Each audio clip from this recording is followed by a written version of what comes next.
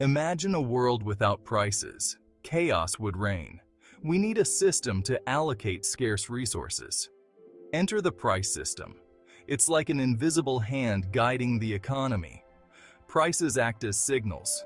They tell us what's in demand and what's in surplus. High prices encourage producers to make more. They also encourage consumers to buy less. Low prices do the opposite. The price system is essential for a market economy. It's how we decide what to produce, how to produce it, and who gets it. Understanding the price system requires understanding elasticity. Elasticity measures how sensitive one variable is to another. Let's explore three types of elasticity: price elasticity of demand, income elasticity of demand, and cross-elasticity of demand. These concepts help us understand how consumers and producers respond to changes in the market. Price elasticity of demand, or PED, is a measure of how much the quantity demanded of a good changes in response to a change in its price. It tells us how sensitive consumers are to price changes. A good is elastic if a small change in price leads to a large change in quantity demanded. A good is inelastic if a large change in price leads to a small change in quantity demanded. Think about gasoline. People need gas to drive their cars. Even if the price goes up, people still need to get to work and go about their daily lives. So, the demand for gasoline is relatively inelastic. Now think about luxury vacations. If the price of a luxury vacation goes up, people might choose to delay their trip or go somewhere cheaper. The demand for luxury vacations is relatively elastic. To calculate PED, we use the following formula. PED equals the percentage change in quantity demanded divided by the percentage change in price. Let's say the price of a coffee drops from $5 to $4, and the quantity demanded increases from 100 cups to 150 cups. The percentage change in price is 20%. The percentage change in quantity demanded is 50%. Therefore, the PED of coffee is 2.5. This means that for every 1% decrease in the price of coffee, the quantity demanded increases by 2.5%. The PED is always a positive number because price and quantity demanded move in opposite directions, according to the law of demand. The PED value tells us how responsive demand is to price changes. If the PED is greater than 1, demand is elastic. This means that a small change in price leads to a large change in quantity demanded. If the PED is less than 1, demand is inelastic. This means that a large change in price leads to a small change in quantity demanded. If the PED is equal to 1, demand is unitary elastic. This means that a change in price leads to an equal change in quantity demanded. The PED can also be perfectly elastic, which is when PED equals infinity, or perfectly inelastic, which is when PED equals 0. Understanding PED is crucial for businesses. It helps them make informed decisions about pricing, production, and marketing. Section 5. The elasticity spectrum. From perfectly elastic to perfectly inelastic. Let's delve deeper into the spectrum of price elasticity of demand. Perfectly elastic demand, where the price elasticity of demand equals infinity. Imagine a product with countless perfect substitutes. Consumers will only buy it at one specific price. Any price increase, and they'll switch to a substitute.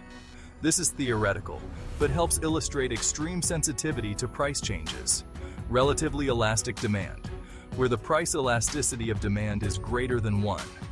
Luxury goods, like high-end electronics or designer clothing, often fall into this category.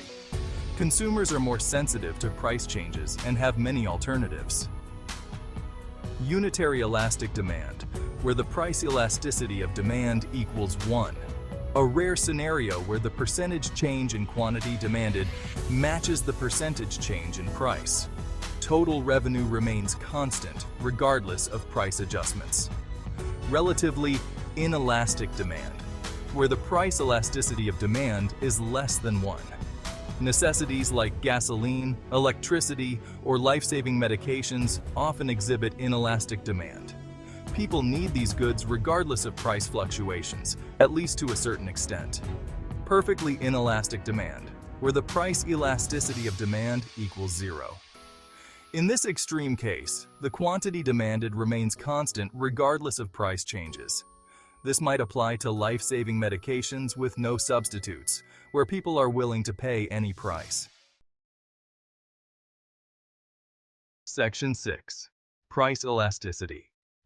Along a demand curve, a dynamic relationship. It's important to note that price elasticity of demand is not constant along a straight-line demand curve.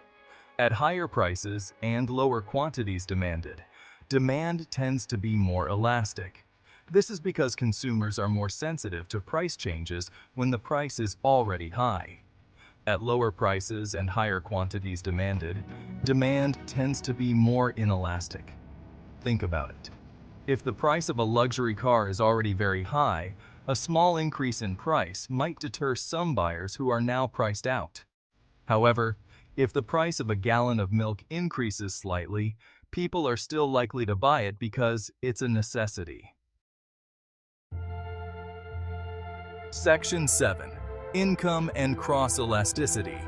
Unveiling new relationships. Beyond price elasticity of demand, two other important concepts help us understand consumer behavior. Income elasticity of demand, YED, measures how much the quantity demanded of a good changes in response to a change in consumer income. Normal goods have a positive YED. Income up, demand up. Inferior goods have a negative YED. Income up, demand down. Cross-elasticity of demand, XED, measures how much the quantity demanded of one good changes in response to a change in the price of another good. Substitute goods have a positive XED, price of A up, demand for B up. Complementary goods have a negative XED, price of A up, demand for B down. These concepts help businesses understand how changes in income and the prices of related goods affect the demand for their products. Section 8. Price elasticity and total expenditure. A balancing act. Price elasticity of demand is closely related to total expenditure or total revenue on a product. Total expenditure is simply the price of the product multiplied by the quantity sold. Elastic demand. If demand is elastic, PED greater than 1, a price increase will lead to a decrease in total expenditure. This is because the percentage decrease in quantity demanded will be greater than the percentage increase in price. Inelastic demand. If demand is inelastic, PED less than 1, a price increase will lead to an increase in total expenditure. This is because the percentage decrease in quantity demanded will be smaller than the percentage increase in price. Unitary elastic demand. If demand is unitary elastic, PED equals 1, a price change will not affect total expenditure. Understanding this relationship is crucial for businesses to make informed pricing decisions that maximize their revenue. Section 9. Price elasticity of supply, the producer's perspective. So far, we've focused on the demand side. But what about the producers? Price elasticity of supply, PES, measures how much the quantity supplied of a good changes in response to a change in its price. It tells us how responsive producers are to price changes. The formula for calculating PES is similar to PED. PES equals the percentage change in quantity supplied divided by the percentage change in price. Factors affecting PES include availability of inputs. If producers can easily obtain the inputs they need to make their products, supply will be more elastic. Time period. In the short run, supply is usually more inelastic because producers have less time to adjust their production levels. In the long run, supply is usually more elastic. Spare capacity. If producers have a lot of spare capacity, they can increase their output quickly and easily in response to a price increase, making supply more elastic. Understanding PES is important for businesses to make informed decisions about production levels and to anticipate how their industries might react to market changes.